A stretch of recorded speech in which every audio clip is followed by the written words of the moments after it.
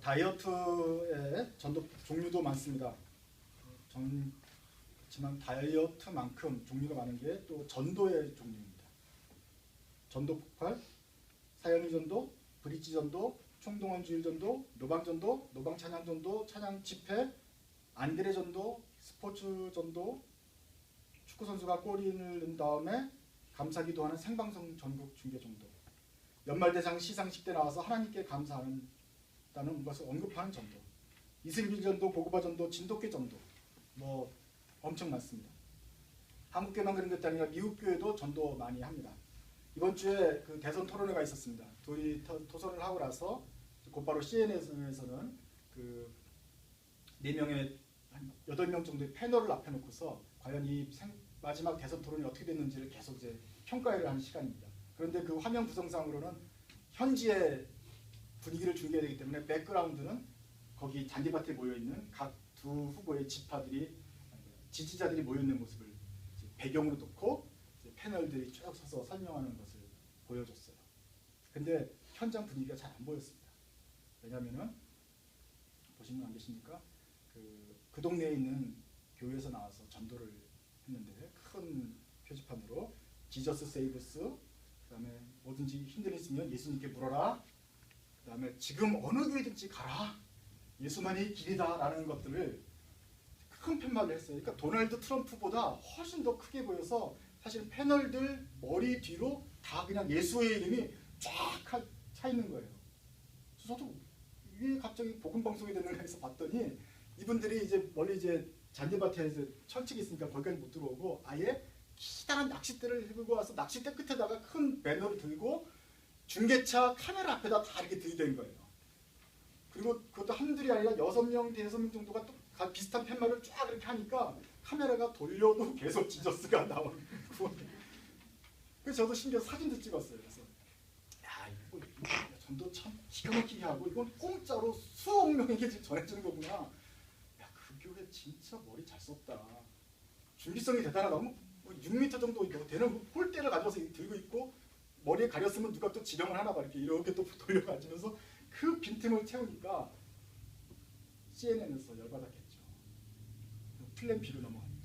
원래는 그렇게 백그라운드를 하려고 했는데 이제는 그냥 그 패널의 얼굴만 딱 보이게, 지저스가 안 보이게 하고 둘이 디베이트하면 이 사람과 이 사람 얼굴만 하게 이렇게 됐어요. 그래서 느낀 건 전도하려고 참 노력 많이 한다. 그쪽 라스베가스 지역에도 하나 있고, 또 하나는 CNN에서 그 PD랑 방송국에서 얼마나 지금 열받아 있을까. 그리고 그 디베이트를 보면서 현지 분위기를 보려고 했던 사람들에게는 물론 말은 계속 나오지만 이 그림이 막 현란하고 예수 음악이 나오니까 시청자들에게는 사실은 공해다는 생각이 들었어요.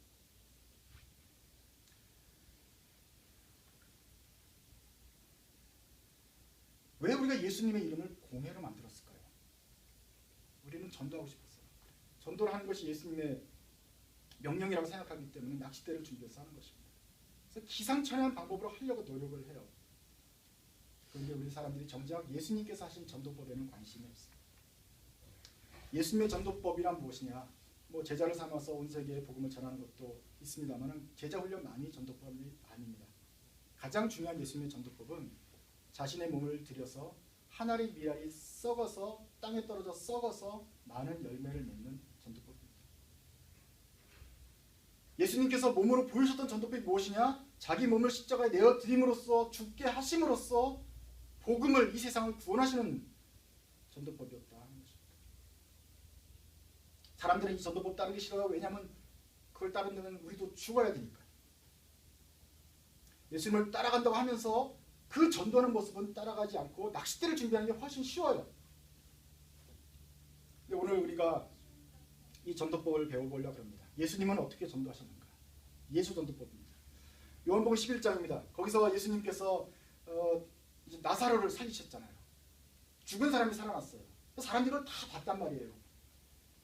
예루살렘 가까이 수도 근처에서 죽었던 사흘 만에 나흘이나 죽었던 사람이 살아난 것을 사람들이 보고 나서는 그 소문이 쫙 퍼지면서 예수님이 뭐 눈먼 자를 고쳤다 소문보다 합쳐져 가지고 이제 인기가 아주 절정을 다다랐습니다. 12장은 예수님이 바로 이제 거기서 식사를 하실 때 마리아가 와가지고 그 향유를 깨가지고 예수님 발을 닦아줘요. 마리아는 뭐 죽었던 오빠를 살려냈으니 예수님께 너무나 감사하죠. 뭐 구원, 자기 영혼 구원도 그렇지만 예수님에 대해서 너무 감사해서 했어요. 그 정도로 남녀노소 할 것 없이 예수님에 대해서 그렇게 감사하고 했습니다. 아니하다니까 그 다음날 예수님이 예루살렘을 입성을 합니다. 그러자 백성들이 종려나무를 가지고 꺾어다가 호산나 호산나 그러고 막 이렇게 하고 옷을 깔아주고 막 나귀 타고 오신 예수님을 막 환영하는데 인기가 절정에 이릅니다. 그 전까지는 제자들도 야 거기 가면 우리 죽는 거 아니냐? 야 나사로를 살리러 가야 되냐? 죽으러 갈 것이냐? 막 고민할 정도인데 예루살렘 분위기가 완전히 바뀌었어요. 예수님 팬들로 가득 차버리게 된 거예요. 얼마나 예수님의 인기가 하늘을 치솟았는지 바리새인들 있잖아요. 바리새인들은 예수를 어떻게 하면 죽일까 막 고민할 정도였는데 바리새인들이 이렇게 대답을 합니다. 19절 이젠 다 틀렸어. 보시오. 온 세상이 그를 따라갔어.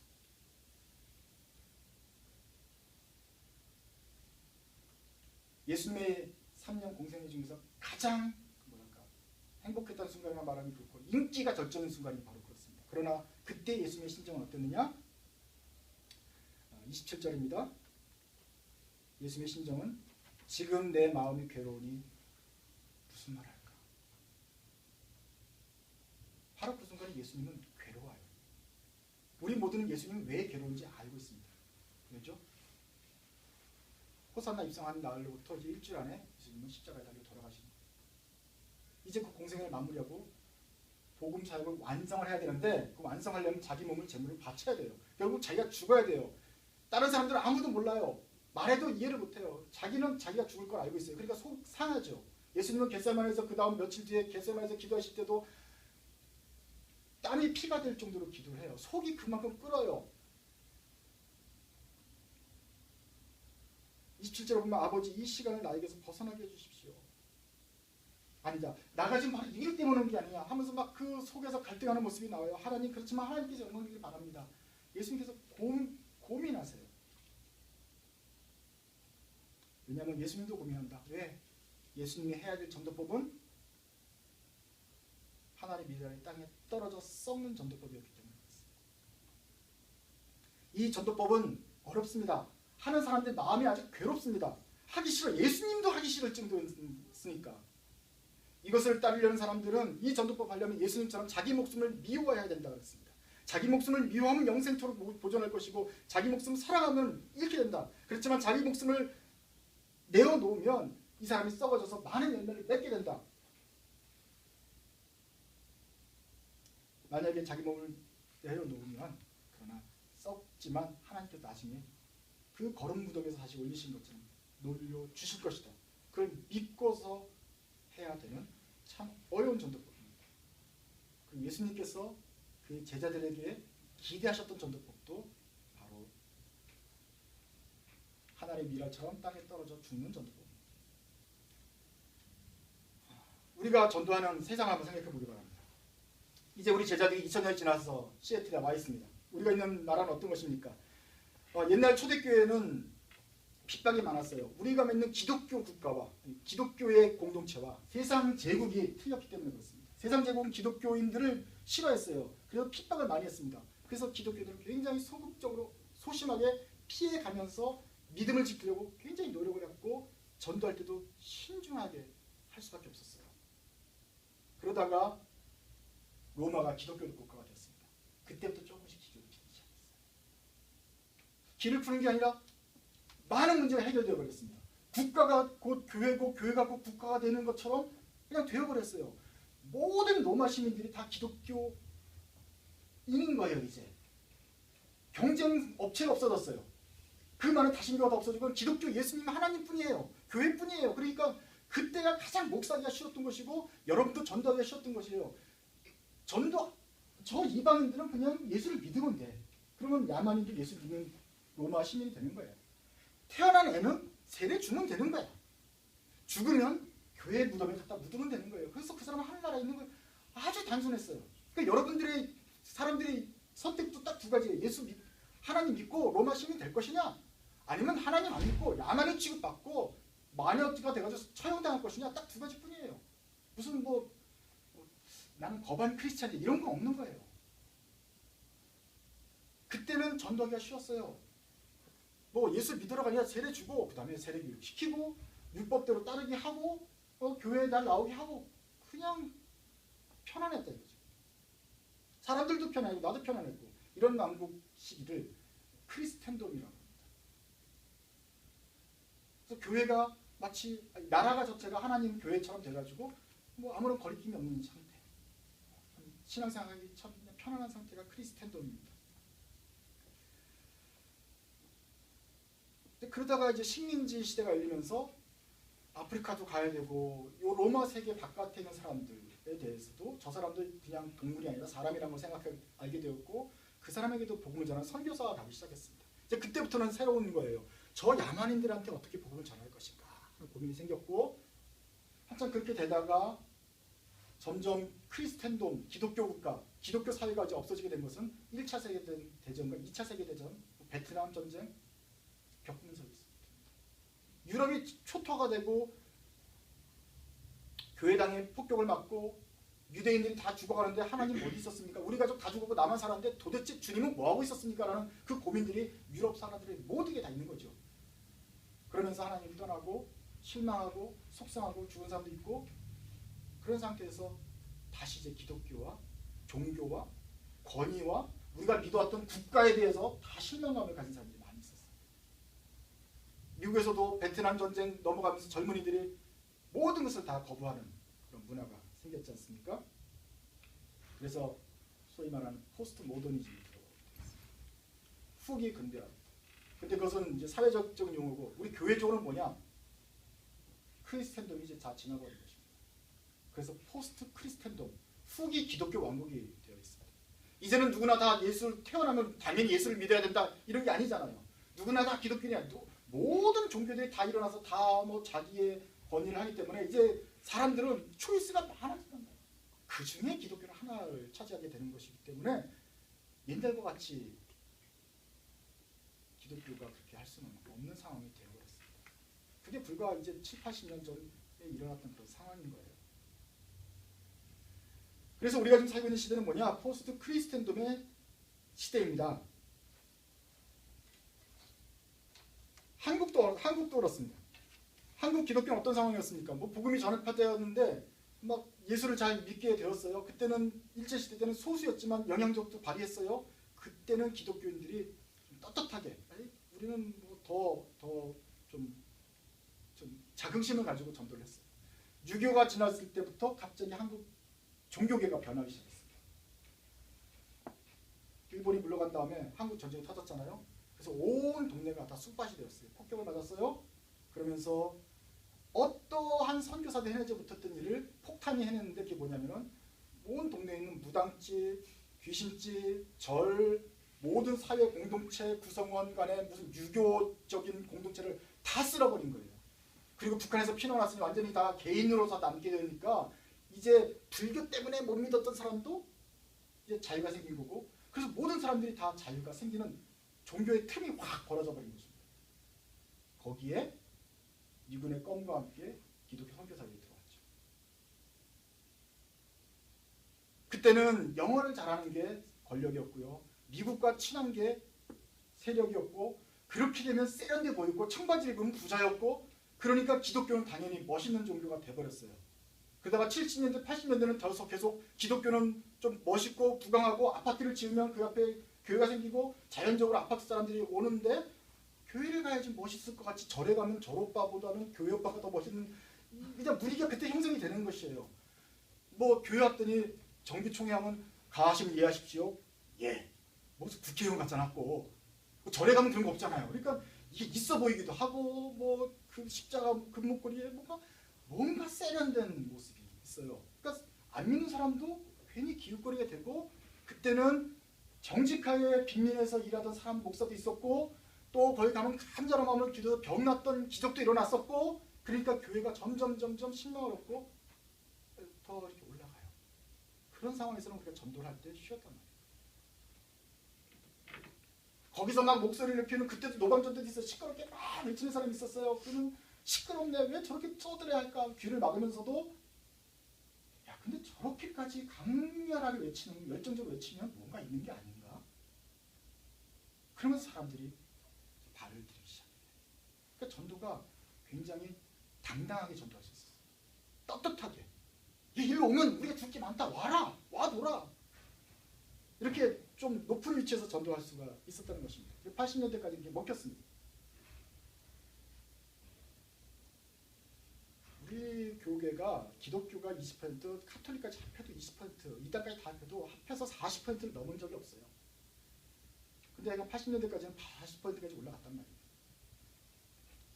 아직 기독교 왕국을 말할 수 없어요. 그냥 조금 기독교가 흥황했던 시기였는데 우리는 그러나 크리스텐덤을 맛보기도 전에 그때부터 다시 내리막길을 걷기 시작합니다. 90년대 들어왔습니다. 그 다음에 이제 교회가 어떤 문제들이 생겼는지 점점 이제 기독교인이 줄기 시작합니다. 1000만까지 간다고 뻥을 쳤었는데 뭐 800만 정도 됐었겠죠, 실제로. 근데 그것이 이제 쭉쭉 줄어들어서 이제 앞으로 조만간에 400만 정도, 500만 정도 한다고 합니다. 기독교인. 다시 말하면 옛날에 뭐 25%, 30% 가자고 했던 그런 기독교가 이제는 10% 밑으로 떨어진 거예요. 반토막이 나는 것이죠.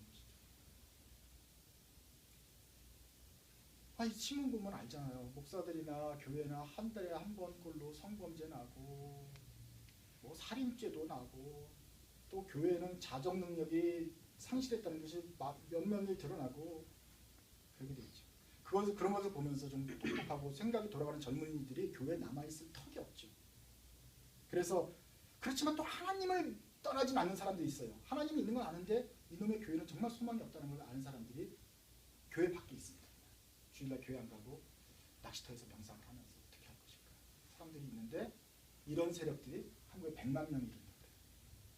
가나안 성도라고 합니다. 교회를 안 나가. 가나안 성도가 돼. 이런 사람들이 100만 명이 흘러요. 다시 말하면 한국 기독교도 벌써 이미 후기 기독교 사회가 됩니다. 후기 기독교 사회는 역사적으로 좀 뒤에 있는 소리가 아니라 크리스텐덤과는 완전히 다른 포스트 기독교 세계고 이제 완전히 이제 치열하게 교회가 다른 신들과 뭔가 다르다는 경쟁을 해야지 전도가 되는 그런 복잡한 세대가 되었다 하는 것입니다. 과연 포스트 크리스텐덤을 맞는 미국이나 한국이나 여기서는 어떻게 전도를 해야 됩니까? 70년대에서 배웠던 전도 폭발 훈련 가지고는 50년대 때 미국에서 빌브라시 했던 사역을 가지고는 그것을 똑같이 포스트 크리스텐덤 사회에서 잘하면 안 된다. 제가 88년도에 예수 영접하고 나서 제일 먼저 한 일이 뭔지 아십니까? 선배들 따라서 전도하는 것입니다. 하나님이 내용을 사랑해서 구원해 줬고 그 은혜에 너무 감사해서 난 이 복음을 전하지 않고는 베길 수가 없었어요. 그래서 전도했습니다. 그래서 하라는 대로 다 했고 훈련받았습니다. 그래서 한국에서 있는 13년 동안 학생으로서 전도사로서 있으면서 열심히 복음을 전했는데 말해보세요. 개인 전도, 그룹 전도, 수련회 초청 전도, 금식 기도, 거지 전도, 노방 전도, 찬양 집회, 영화 상영을 해서 전도하는 거, 제자 훈련 다 했습니다. 열매가 있었습니다. 입을 열어 복음을 전하니까 열매가 있더라고요. 제가 13년 동안 하면서 느낀 것은 그 열매가 점점 줄어들기 시작합니다. 현장에 나가보면 사람들이 반응이 바뀌어요. 반응이 점점 안 좋아지기 시작하는 것을 제가 현장에서 가장 먼저 느낀 것 같습니다. 80년대 먹혔던 것이 90년대 들어서 먹히질 않고 2000년 들어서는 반감이 일어나고 이런 것이 느껴져요. 야, 포스트 크리스텐덤이 벌써 한국에 도착했구나 하는 것을 전도 일선에서 느꼈습니다. 아직까지 제가 사랑하고 있는 한국 대학생 선교회는 참 훌륭한 단체고 좋은 단체이지만 문제는 내가 25년 전에 30년 전에 고민했던 에서 한국 사회가 그렇게 많이 변했는데도 그냥 똑같이 사용을 가지고 똑같은 방식으로 전도하고 있는 거예요. 세상이 완전히 바뀌어가지고 새로운 사람들한테 새롭게 전도해야 되는데 그냥 우리는 받은 거 가지고 그냥 외워서 하고 있는 것을 보고 답답해졌습니다.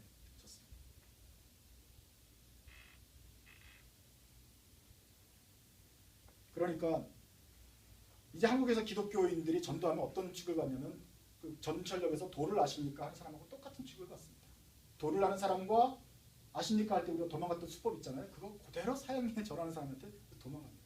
서울대선 작년에 총학에서 아예 공약이 그거였지 않습니까? 교내에서 그런 전도를 노방 전도를 금지시키겠다는 것이 총학생의 공약으로 나올 정도가 되었지 않습니까? 그 사람들이 이미 캠퍼스에서 공해가 되고 있었어요. 기독교가 잘못한 것이냐? 똑같이 했죠. 변하지 않는 게 잘못이죠. 사회가 완전히 변해가지고 공회로 받아들인 사회가 됐는데 계속해서 공회를 뿌리니까 예수의 이름이 공회가 되어버린 것입니다. 그래서 여러분들이 생각했던, 여러분들이 자라서 예수를 믿었던 시대는 한국에서 보면 그나마 기독교 왕국에 가까운 시대예요. 지금은 훨씬 더 멀어진 포스트 크리스텐돔에 살고 있다. 과연 그러면 우리는 어떻게 전도하느냐? 제가 전도하는 법을 좀 소개를 좀 드리겠습니다.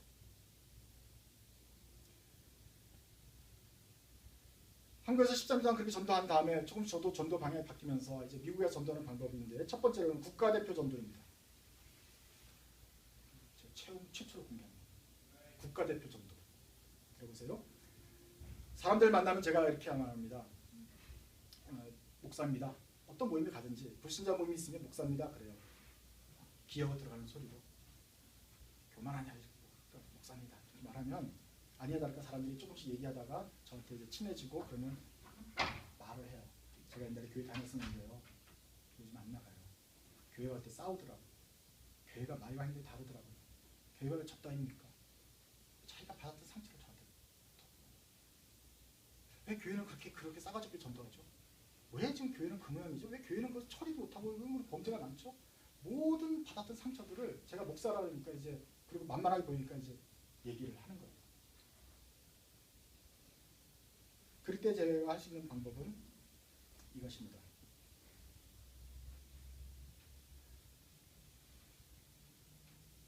제가 비록 작은 교회 목사지만 한국교회를 대표해서 여러분께 용서를 구합니다. 그거 원래 그러면 안 되는 건데 잘못한 것입니다. 제가 대표로 미안합니다. 이게 제가 하는 유일한 말입니다. 옛날에는 혹시라도 하나님께 예비한 영혼을 만나면 제가 전도를 해야 되기 때문에 사형이랑 성경책이랑 꼭 그걸 들고 다녔어요. 몸에서 떨어뜨린 적이 없고 항상 꽂고 다녔어요. 그러나 지금 이제 후기 기독교 사회에서 저는 더 이상 사형리를 들고 다니지 않습니다. 사형리를 외울 필요도 없어요. 왜냐하면 제가 하는 전도법은, 이 국가대표 전도법은 굉장히 쉽습니다. 가지고 다닐 필요 없이 그냥 귀만 가지고 다니면 돼요. 이 사람들이 도대체 무엇을 말하고 있는가? 무슨 소리를 듣고 싶어 한다고 이 사람들이 아우성을 치는가? 들어주기만 하면 된다는 것입니다. 이것이 제가 전도하는 첫 출발점입니다. 많은 그리스도인들은 아직도 세상이 변했다는 사실을 몰라요. 그래서 제가 이런 말을 하면, 목사님 교회가 뭘 그렇게 잘못합니까? 그래도 복지사업도 많이 하고 그래도 보안도 많이 하고 뭐 하는 일도 많습니다. 좌파 언론들이 막 떠버리고 막 그렇게 해서 지금 나쁜 소식만 전하니까 지금 교회가 이미지가 나빠진 거죠. 오히려 우리가 이미지를 좋게 하는 홍보를 더 많이 해야 됩니다. 이럴 때일수록 더 복음의 본질을 외쳐야 될 때 아닙니까? 라고 말을 합니다. 저는 그것이 잘못되어진다고 생각합니다. 진단이 잘못되기 때문에 계속해서 더 역효과가 되는 약을 뿌리고 있는 것입니다. 기독교인들은 그런 불신자들의 혹은 가난한 성도들의 외침을 들을 때 그게 아니고 변명을 합니다. 그러나 제가 아는 울타리 밖에 있는 사람들, 그런 사람들은 미안합니다. 이 말을 좀 듣고 싶어 합니다.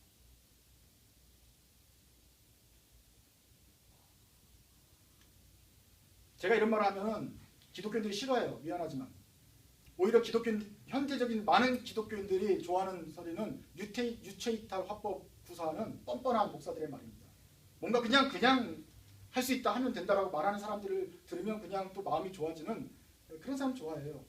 만약에 제가 오히려 그런 기독교인들에게 더 정성을 쏟았으면 열매가 더 많았을지 모르겠습니다. 수평하는, 이동하는 사람들이 더 많았을지 몰라요.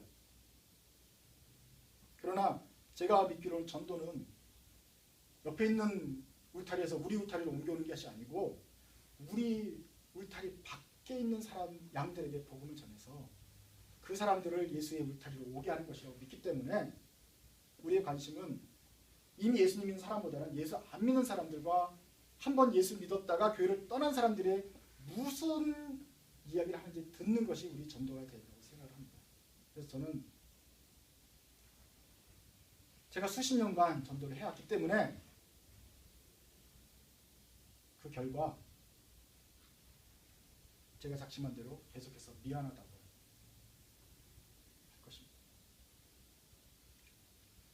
국가대표 전도예요. 말하면서도 제가 참 속상합니다. 내가 잘못한 게 뭐가 있는데 왜 나는 그렇게 맨날 미안하다고만 하고 다녀야 되나? 내가 가능을 했나? 내가 무슨 뭘 했나? 내가 나쁜 소리를 했나? 설교를 잘못했나? 내가 잘못한 건데 왜 선배들이 다 잘못하는 걸 왜 설거지만 하고 다녀야 되냐?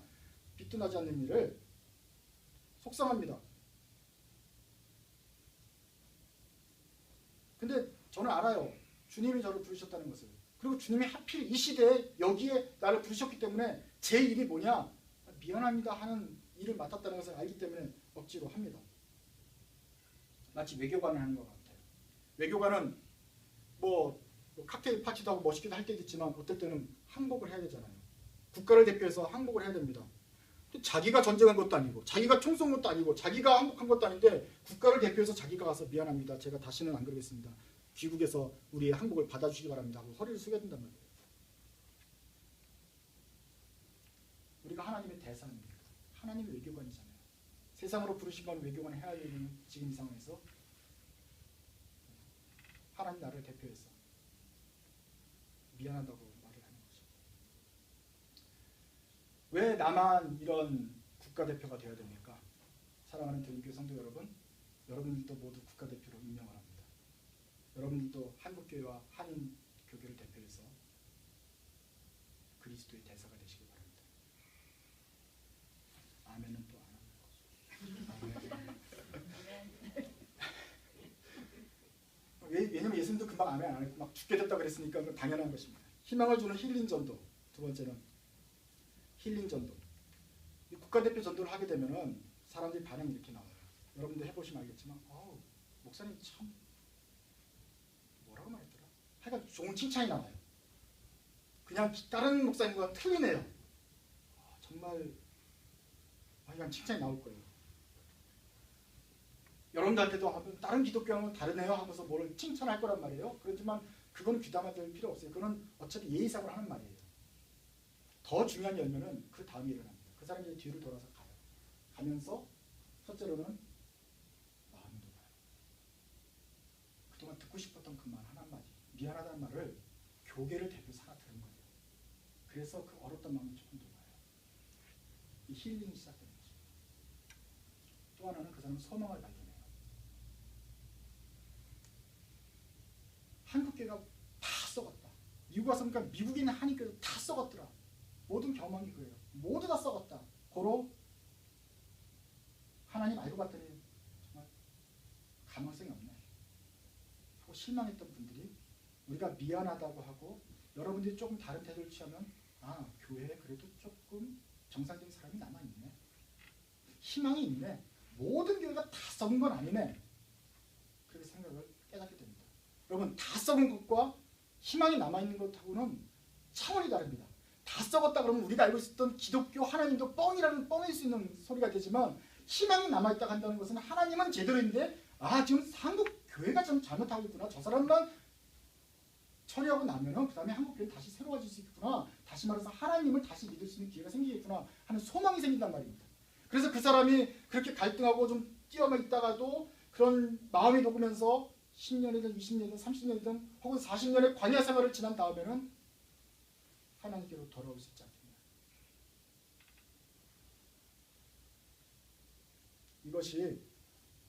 이것이 우리가 할 수 있는 국가대표 전도이고 힐링 전도입니다.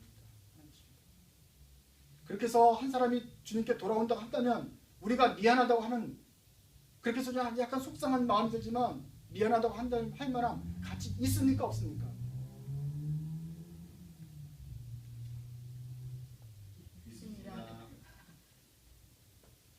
자, 그래서 우리 연습을 좀 해야겠습니다. 그래서 제가 하는 국가대표 전도, 희망 주는 힐링 전도인데 이거는 사형리를 가지고 다닐 필요 없어요. 그냥 네 가지니까 딱 외우시면 돼요.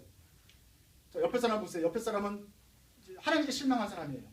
전도 대상이에요. 쳐다보세요. 지금 약간 고개를 틀어가지고 두씩 짝지어서 보세요. 자, 1월리. 자, 제가 말하면 여러분 말해주면 됩니다. 1월리. 미안합니다. 진짜 좀 미안한 표정을 하셔야 돼요. 2월리. 죄송합니다. 3월리. 잘못했습니다. 4월리. 용서해 주십시오. 알아요. 여러분이 잘못했다는 소리가 아닌 걸 알아요. 그렇지만 여러분이 교계를 대표해서 하면 사람들이 알아들어요. 제가 하는 세 번째 전도는 대안 주는 전도입니다. 만약에 그 사람이 돌아왔을 때 그럼 제대로 된 교회가 없이 또 그러면 돌아왔다 다시 또 갈 거 아닙니까? 우리 교회가 누군가 돌아왔을 때 돌아올 수 있는 그런 고향과 같은 가정을 만들어줘야 될 거 아닙니까? 그래서 제대로 된 교회를 만들자고 우리가 노력해 왔습니다. 우리가 여기서 신앙생활 하면서 행복하지 못하면서 어디 남을 전도합니까? 우리는 지금 부족하지만 남을 전도하면 행복해질 것이다. 이런 이기적인 마음이 어디 있습니까? 우리가 먼저 행복하고 너무 좋아서 있어야 그 사람이 돌아올 때라도 행복을 할 수 있을 거 아닙니까? 그래서 우리가 해야 될 일 전도 중에 제일 첫 번째 전도는 우리 안에서 교회 안에서 먼저 우리가 기쁨과 행복을 맛보고 충만을 경험해야 되는 것입니다. 비록 이 세상이 지금 참 포스트 크리스천좀 어려운 시대지만 그럼에도 불구하고 우리는 여기서 하나님을 찬양하는 귀한 공동체가 되도록 노력을 해야 되는 것입니다. 우리는 조금밖에 없기 때문에 많이 할 수 있는 게 많이 없어요. 불평하지 말고 그 안에서 할 수 있는 걸 찾아가지고 참된 교회는 어떻게 할 것인가 그 가능성을 찾아서 만들어야 되는 것입니다. 그런데 이게 쉽지 않아요. 자꾸 의욕이 꺾이고 막 우리 속에 죄도 있고 사건도 생기고 자꾸 흐트러질 수 있어요. 그럼에도 불구하고 싸워서 공동체를 지켜내야지 누가 여기서 들어올 수 있는 거 아니겠습니까? 가난한 성도들이 돌아올 수 있는 집을 만들자. 그렇게 하는 게 바로 시애틀 드림교회 사역이었고 서울 클러스터의 모습이고 그 노력이라 하는 것입니다. 그렇게 해서 세상의 소망을 만들어 놓고 놉시다.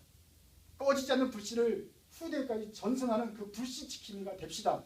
그러면 나중에 하나님이 그 불씨를 사용하셔서 세계에 다시 복음의 횃불을 펼치실 것입니다. 네 번째는 정죄하지 않는 전도입니다. 정죄하지 않습니다. 47절 보세요. 같이 읽겠습니다. 맨 밑에서 다섯 번째 줄입니다. 47절 시작. 어떤 사람이 내 말을 듣고서 그것을 지키지 않는다 하더라도 나는 그를 심판하지 아니한다. 나는 세상을 심판하러 온 것이 아니라 구원하러 왔다. 예수님만큼 율법 잘하는 사람이 어디 있어요? 예수님만큼 모든 것에 뭘 잘 판단할 수 있는 분이 어디 계세요? 예수님만큼 어떠한 복잡한 문제든지 명확한 시선을 가진 분이 어디 계십니까? 그런데 그분이 이렇게 말해요. 나는 그 사람들이 내 율법을 듣고도 예수를 안 믿고 지키지 않다 하더라도 판단하지 않는다. 심판하지 않는다. 내가 온 이유는 심판하러 온 게 아니라 구원하러 왔기 때문에 그렇다. 옛날에 우리가 로마 교황이었으면 로마에 있는 모든 시민들은 기독교에 된다고 당당히 요구할 수 있었고 그러지 않은 사람은 심판할 수 있었어요. 그때는 쉬웠어요. 그러나 지금은 그렇지 않습니다. 얼마나 많은 복잡한 문제에서 우리가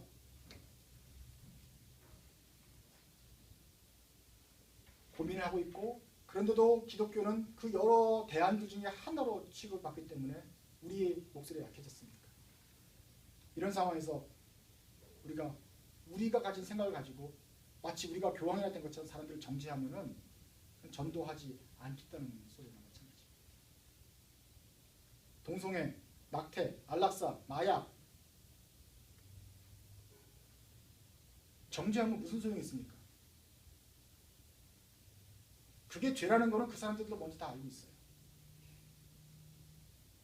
우리는 그 사람 전제하는 것이 아니라 그 사람들이 하나님께 돌아올 수 있도록 다리를 놓아야 되는 것이 우리의 일인데 예수님조차도 심판하러 온 게 아니라 구원하러 왔다고 그 다리를 놓으려고 자기 몸을 내맡기셨는데 우리가 정죄하느냐?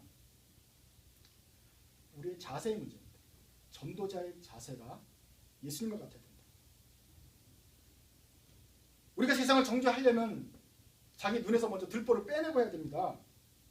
우리가 스스로 먼저 정죄를 정결케 한 다음에야 세상을 할 수 있는데 교회는 똑같이 그러면서 무슨 세상을 정죄한다고 그렇게 합니까? 예수 시대의 바리새인이나 지금의 바리새인이나 다르지 않다. 만약에 정죄를 하려면 그 손가락을 다 여러분을 향해서 정죄를 먼저 해야 됩니다. 우리 안에 사람들끼리 먼저 이러지 말라고 노력하는 뼈를 깎는 노력이 있어야 되고 교회 밖의 사람들에게는 정죄가 일이 아니고 우리의 할 일은 그들에게 사랑을 들려주는 것입니다. 예수님의 사랑이 무엇인지 알려주는 것입니다.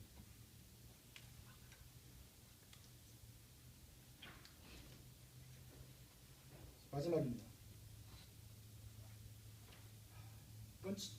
이거는 저도 잘 안 하는 건데 해야 되는 전도입니다.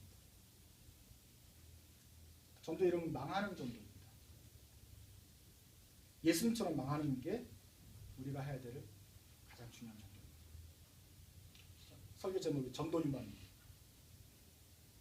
전도유망이라는 뜻은 아분날이 창창하다는 뜻인데, 그래서 예수님의 전도는 네가 망하는 거다. 내가 망했던 것처럼 너도 망하는 게 그게 전도다. 예수의 전도는 그것입니다. 깜깜합니다.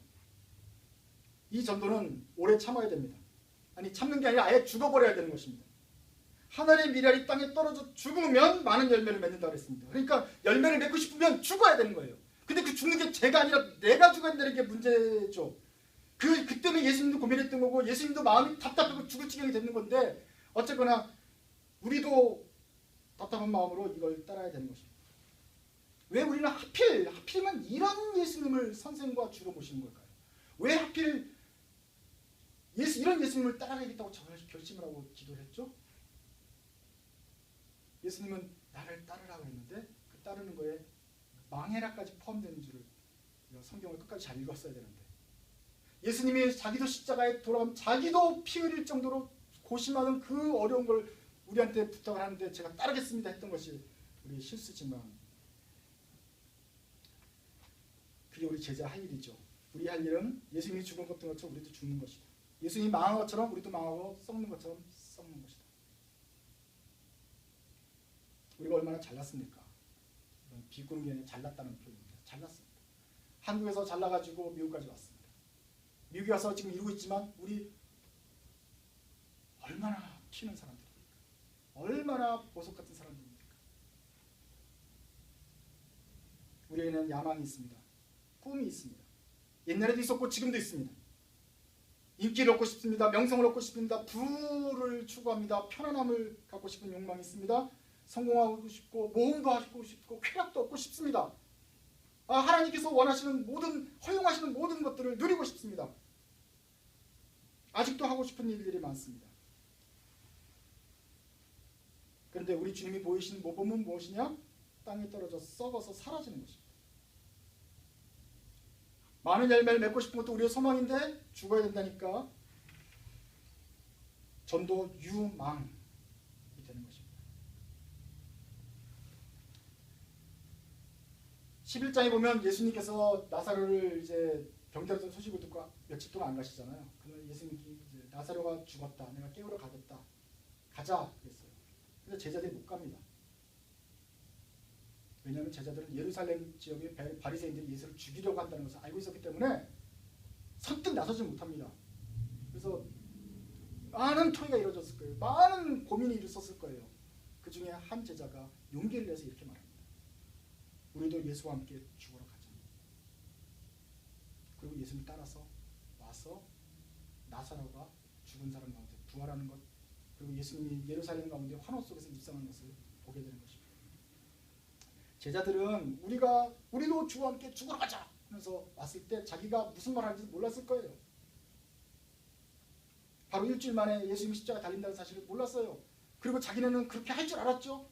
배반하고 부인하고 도망가고 3번 부인하고 그랬어요. 그래서 우리는 예수님의 제자들의 모습을 참 가짜게 여길 때가 많습니다. 그러나 제자들의 그 용기는 인정해야 되지 않겠어요? 예수님이 예루살렘 근처에 가면 분명히 잡힐 텐데, 그럴 가능성이 많은데 우리는 어떻게 할 것인가? 그 어리석은 베드로를 비롯한 12제자들이 그래도 예수님 배반하지 않고 우리도 주와 함께 죽으러 가자. 그리고 나사로 있는 데까지 따라왔던 것입니다.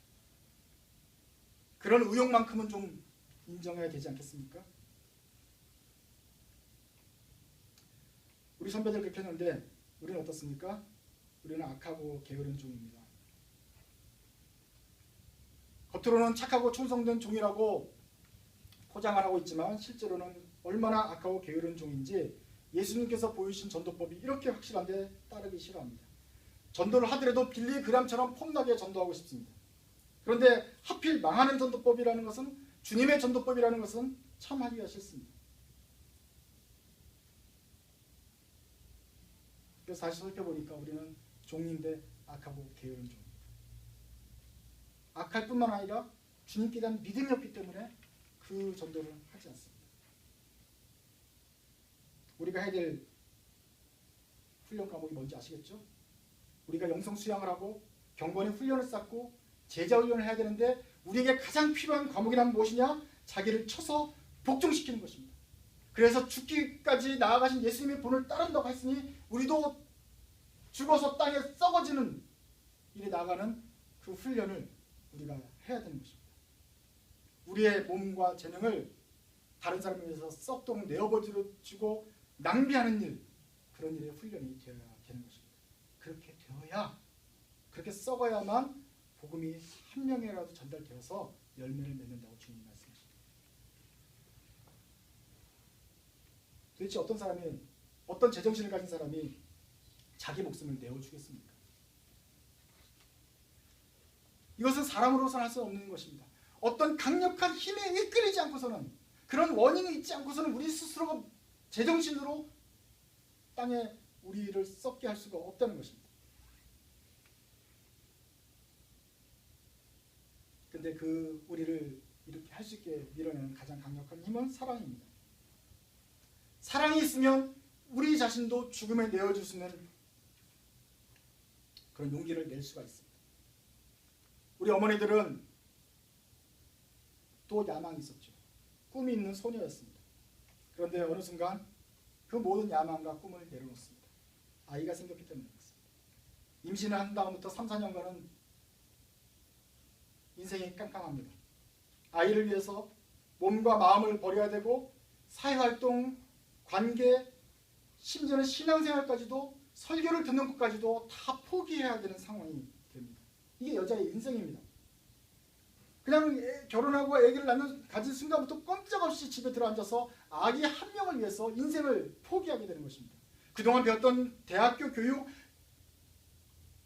모두 남김없이 저 아무것도 모르는 피덩이를 위해서 내어주게 되는 것입니다. 시간만 허비하는 것이 아니라 정말 몸을 낭비해야 됩니다. 그래서 뼈가 삭습니다. 한번 그렇게 망가진 몸에는 바람이 들어가서 나중에는 더 이상 젊은 처녀와 같은 생기가 없어집니다. 그걸 다 알잖아요. 그럼에도 불구하고 우리는 하나님께서 우리에게 아들을 주시기를 소망하고, 그 아들이 태어나면 그 아들을 위해서 목숨을 내어줍니다. 사랑하기 때문에 우리 목숨 내어주기를 선택하는 거죠. 우리가 그렇게 희생했기 때문에 그 아이가 자랄 수 있게 되었고, 나중에 결혼해서 손자를 낳고 대대로 자손이 번성하면 열매를 맺게 될 것입니다. 우리도 주님을 사랑하는 그 사랑이 있다면, 그 사랑 때문에, 저 울타리 밖에 있는 영혼들을 사랑하는 주님의 사랑 때문에 우리의 야망과 꿈과 혈기 포기하고 욕심과 욕구를 내려놓고 주님을 본받아서 땅에 떨어질 수 있을 것입니다. 그래서 저는 두 가지를 기도합니다. 이 망하는 전도, 예수님의 전도를 하려면 믿음이 필요합니다. 만약에 내가 하나 죽었을 때 열매가 안 맺고 그냥 죽어버린다, 그러면 그것처럼 헛죽음이 없잖아요. 그러나 예수가 죽고 많은 열매가 맺었던 것처럼 하나님께서는 나의 죽음도 헛되이 쓰지 않고 많은 열매를 맺는데 반드시 사용하게 될 것이라는 확실한 믿음을 가지고 죽을 수 있도록, 그런 믿음이 저에게는 부족합니다. 그래서 그 믿음 더 주시기를 기도합니다. 또 하나는 사랑을 구합니다. 몸을 내어주려면 사랑을 해야 내어주든지 미안하든지 어떻게라도 할 텐데, 그 사랑이 없으면 감히 우리 목숨을 내어놓는 그런 용기를 낼 수가 없습니다. 하나님께서는 사랑과 믿음이 충만하다고 하지 않습니까? 하나님께만 충만한 것이 아니라 충만하신 그 하나님이 우리에게 사랑과 믿음을 나누어 주셔서 우리도 그 믿음을 그리고 사랑을 가지고 전도할 수 있는, 그래서 그리스도의 떳떳한 대사가 되는 우리 모두가 되기를 바랍니다. 기도하겠습니다.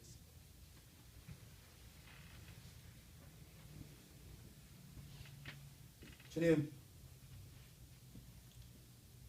하나님이 이 세상을 이처럼 사랑하셔서 아들까지 내어주셨습니다. 우리도 그 사랑을 받고 거듭났지만 주님, 저희는 여전히 악하고 게으른 종입니다. 이 종의 불충을 용서하여 주옵소서. 주님께서 본을 보여주신 것처럼 저희도 기꺼이 그 사랑에 감복하여서 우리 자신을 내어놓아 썩는 것을 용납하게 하여 주옵소서. 세상은 썩어가는데 우리만 잘 살겠다고 하지 말고 이 썩어가는 세상을 살리기 위해서 우리의 생명을 내어놓아 주님께서 기대하시는 생명의 열매를 많이 거둬들이는